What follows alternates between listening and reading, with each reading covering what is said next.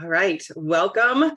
Today we are going to talk about your branding, getting your branding together, unlocking your brand magic. And I'm going to give you a couple of tips on creating a mini branding blueprint for yourself. So I'm going to start first with just a few things that network marketers in general or small online business owners kind of get wrong when they get started, so that we can get those mistakes out of the way, and then we can move on what to do in their place. So after being in the network marketing space for like 10 years now, maybe a little longer than that, and being a business owner with a business degree and a marketing degree, people approach network marketing quite a bit differently than they do traditional businesses. But because of the age of network marketing and the ease of creating a business, a small business online for anybody and everybody at this time, people don't necessarily have the background or skill set in actually building out the business appropriately. And it starts with your brand. Okay, so let's just take network marketing first. A lot of the reasons why people get started in network marketing is just because they fall in love with a product or service or an opportunity, and they decide that they want to go out there and start sharing it with other people, either to get their product for free or to make a little bit of extra money because they love the product anyways. So they start going out on social media. It's probably because their upline did the same thing or told them what they were supposed to do. And so they go out on social media and they start, and listen, we've all made these mistakes because social media was really just getting cooking when I started in network marketing. So it became a tool that you could use to work a network marketing business, but no one really knew the rules to this game, right? Like no one treated it like a traditional business and how you would go and get your branding all figured out and your colors, because you're honestly selling for another company, their products and services. So you don't really think about branding your business as a network marketer. Well, times have changed a bit over the last 10 years and how people like to be served on social media. And it's gone back, I would say, to the original way that you're actually supposed to service your target audience and your customers. We just thought maybe because it was social media, we could do it differently because we could reach a whole lot of people a whole lot faster for free, really. So people just started going out there and putting their products in online, and with little or zero experience in how you actually attract customers and bring customers to a brand. And so that's where we got people would become Spamela Anderson, is that what they say? Or Pammy Spammy, and they would just go out there and start putting their products, services, opportunities out there as if everyone in the space wanted to hear or see or be a part of what they were doing without actually targeting a specific audience. So what happens, especially in network marketing, after so long of doing that and not enough people purchase from you, you get burnt out and you slow down what you're doing because it didn't work for you. And then you find people are quitting your team or quitting your business because going out there and posting on social media seemed easy. And they were like, yes, I could go do that. But then when it doesn't work, or maybe they will see a upline that's doing it and it's working for them, so you feel like it should work for you. But what you didn't understand, or what people don't see, is that upline may have had a different network, or maybe they have branded themselves in a little bit different way, and you're trying to mimic what they're doing, because we always say the best copycat in network marketing wins, right? So you're trying to mimic what somebody else is doing, but maybe they already spent a little time, even without knowing, building their brand and their audience. Or you'll see like somebody who's been in network marketing for years and they start with a new company and then they go all the way to the top really fast. And you try to mimic what they're doing, right? Because it worked for them. But the problem is they already had a big audience that were already following them because of the opportunities or products or things that they serve and showcase. And so when you try to do what they're doing, your audience isn't the same as their audience. Okay, so I hope some of this is making sense. What I want to do is go through some things that you can do to create that, not only to create your brand, but to create the audience that you want to showcase your brand to. So have you ever heard the saying that people buy you before they buy the product, right? So if we're just going out there with our existing base on social media, and probably a lot of those started off with your family and maybe your high school friends, and you were reconnecting with people on social media, and it wasn't really necessarily people who have the same interests, hobbies, and things as you that you're doing every day. So you sharing your products with them that you fell in love with aren't necessarily the things that they're looking for. So you're just out there continuously posting about products that aren't even of interest to them, and then we wonder why no one is purchasing from us. So let's go through first, why is it important to have a brand? Even if you're saying to yourself, well, I sell a product for a company and they have a brand. However, your audience, you didn't pick and choose to focus on that brand. So how do we make that shift? We make that shift by branding ourselves. And along with our brand, we have a product and or service that goes along with that brand. And so then you start collecting more and more people on your social media and building an audience out that are going to be attracted to the things that you have to offer for them. So why a brand is so important. It's your first impression. When you invite new people, like we go out on a social media and we're continuously adding new people to our network. Well, number one, if you're not actually adding new people to your network every day, you need to be adding new people to your network every day, because we cannot continue to just post our stuff on social media to the same people over and over and over, which is another issue that network marketers have. I don't even want to say they forget. I think they just don't know better. Right? They weren't necessarily somebody who started off with a business degree or a marketing degree or a social media management degree, right? They just came onto social media because that was an audience that they could try to sell. And you get lucky sometimes, right? Like you get lucky, you post a bunch of products and services out there, and some people are attracted to those, or they just want to help their friend out. So you do get some luck doing that. That's called posting and praying. It's not called branding and marketing. That's not going to sustain you for a long period of time. So what happens is burnout again. You go and post all of those things, and on first impression, they're like, oh yes, let me grab some of this stuff for my friend. I want to help her out. But over time, if you're not adding more new people to your audience, that's not going to sustain a business that's going to continue to grow. Okay. So it's important to have a brand for first impression, because as you're inviting new people to your audience on social media, you want them to see and know right away what you stand for, why you stand for it, what makes you different in the marketplace. And here's another reason, just a small side note.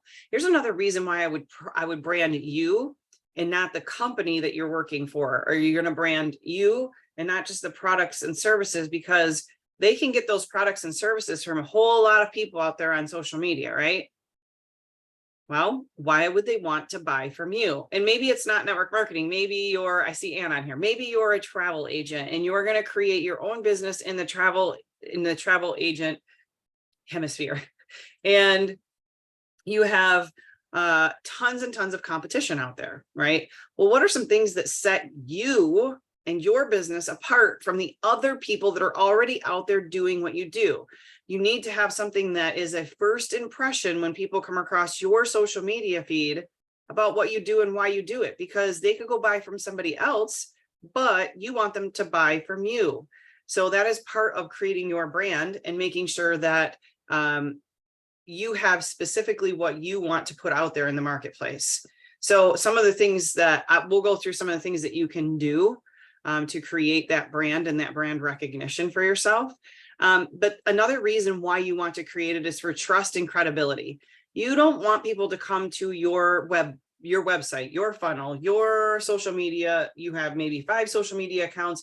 You want them to be congruent, right? And you want to have the same colors, the same fonts, the same logos, the same everything, so that when they see you on different platforms, they're like, oh yeah, that's Kathleen. Oh yeah, that's Jill. Oh yeah, that's that brand. I see that. I know that. I'm used to that. And it gives them trust and credibility that you're going to be there and you're going to show up the same all the time, so that they can trust that if they buy a product or service from you, that is what they're going to get each and every time, because you're not over here doing one thing and then over here doing another, and it's branded this way to this crowd over here, and then this way over here to this crowd. They can trust that you're going to be there, and it gives you credibility that you know what you're doing and you're building an actual business. Your brand also will help create an emotional connection to your audience. Effective branding goes beyond just a logo or a design. It evokes emotion if you're doing it right, and connects with the customer on a deeper level. Brands can create emotional connections with their audience and foster brand loyalty just by having that very specific thing in your branding that attracts them. And then obviously customer loyalty, I already said that.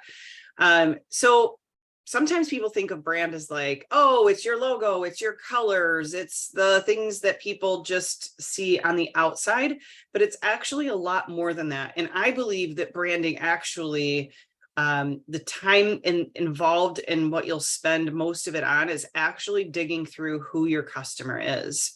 When I say people buy you before they buy the product, that is part of it. But it's also, who are you serving and why are you serving them? So when I take people through their branding activities, I always start with the customer. Let's start with who you're serving.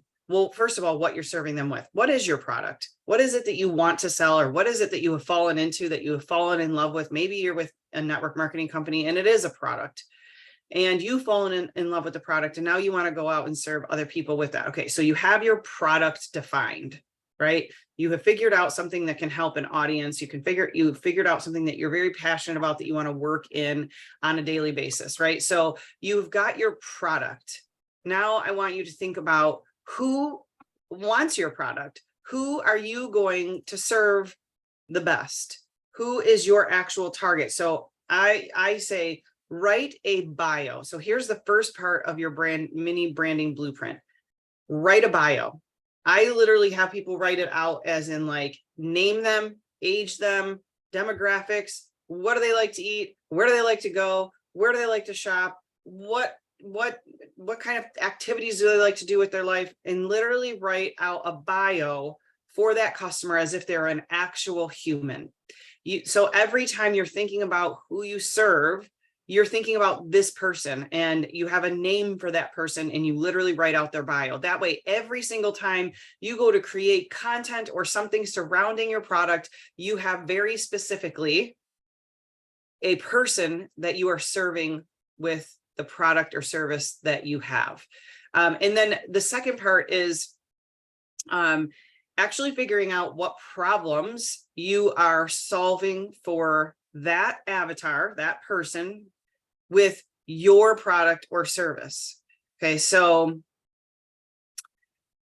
there's a lot of different things that you can go out there and serve people with, and there's a lot of different problems that you can solve. You need to get nitty gritty on the problems that you solve for them. So after you create the bio, you have your product. Well, number one is product. Then you create the customer avatar bio. Okay, that's one, that's two. Number three is then you go and write down a list of problems that you are solving for that person. So let's just take an easy one is weight loss in the health and wellness industry. So what are the big problem, the big picture? The big problem is my customer avatar wants to lose weight, or my customer avatar wants to have more energy.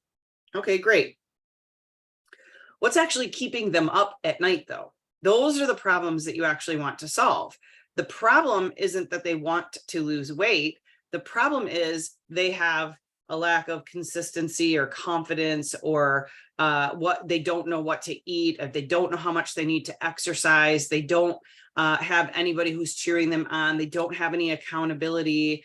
So all the little tiny problems is actually what you want to create in your brand messaging to that customer avatar. Your customer avatar could be Susie who wants to lose weight, but if you just go out there attacking Susie who wants to lose weight, you will not bring nearly as many people into your brand. So going out there and finding what keeps Susie up at night and why she hasn't lost the weight yet is actually the problems that you want to go out there and solve. It's not attacking the weight loss. It's attacking what's stopping her from losing the weight, right? So I'll use Anne because she's on here as a travel agent, right? People want to travel. They want to go explore the world. So her target customer could be Susie, who wants to travel. But why isn't Susie traveling what is the problem she needs to solve? She needs to solve, Susie doesn't know where to go. She doesn't know where to go to book the travel. She doesn't know how to save money or not spend an astronomical amount on this trip. She doesn't know where the types of people that she would like to surround herself with in this world, where they're actually located. She doesn't know all of the little things that can help her make her traveling easier. She doesn't know which airline she should actually book her flights on. She doesn't know which cruise line actually fits what she's looking to go do when she's out there traveling. Those are the problems that you want to solve, not the fact that Susie just wants to travel and you want to throw travel down her throat. She needs the problem solved for her that are stopping her from going out and doing the traveling. So when you're out there crafting all of I'm going to wrap this up here. So like I said, we're going to keep these shorter than we've been keeping them. So when you're out there crafting your brand and crafting your messaging, first, you have to have the product or service. Second, you have to define who that customer avatar is. And then third, you've got to go find the problems that you are actually solving, not what you think it is. The big pillar is Susie wants to lose weight. The big pillar is Susie wants to travel. But the little tiny little problems are what you want to solve. That will sell your product. I hope this has been helpful this morning. Wow, super short for Jessica Green, right? We're going to try to keep these fast and quick on Monday mornings. I appreciate you guys hopping on. We will send out an email that has some of this recapped in a little mini form that you can fill out that will help you grab a hold of who your customer avatar is, the little branding statement, and help you really craft your brand and your messaging around who you want to serve and what problems you are out there trying to solve with your business. Hope you guys have a fabulous week. I will see you later.